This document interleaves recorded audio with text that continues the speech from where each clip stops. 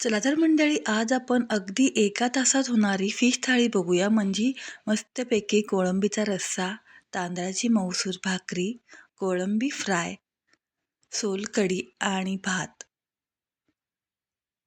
चला तर मग जास्त वेळ न घालवता रेसिपी पाहूया.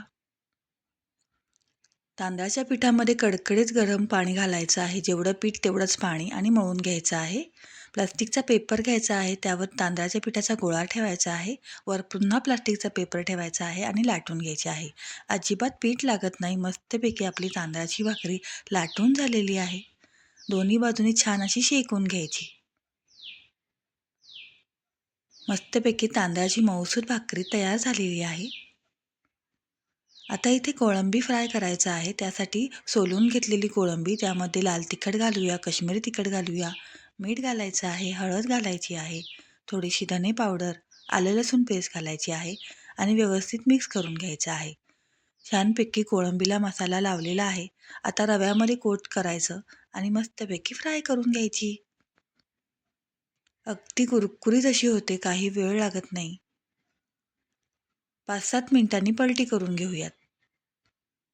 हे बघा, एक बाजू झालेली आहे. पुन्हा 4-5 मिनिटं फ्राय करून घ्यायची आहे.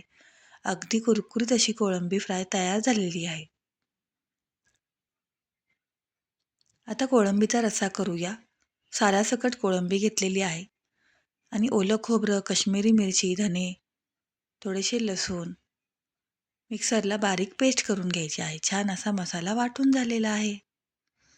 आता तेलावर ठेचून घेतलेला लसूण घालायचा आहे. लाल तिखट घालूया आणि कोळंबी घालूया. 2-3 मिनिटं छान अशी कोळंबी फ्राय करून घ्यायची आहे आणि त्यामध्ये आपण तयार केलेलं 2-3 चमचे वाटण घालायचं आहे.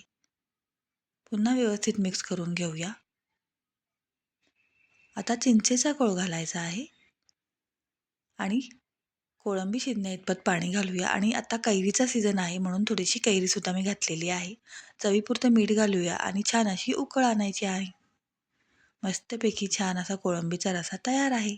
वरून कोथिंबीर घालूया आणि सर्व्ह करूया. एक साईडला भातसुद्धा लावला होता आणि सकाळी सोलकढी करून ठेवली होती. मस्तपैकी कोळंबी रस्सा, तांदळाची भाकरी, फ्राय कोळंबी, सोलकढी आणि भात तयार आहे. रेसिपी आवडल्यास लाईक करा. धन्यवाद.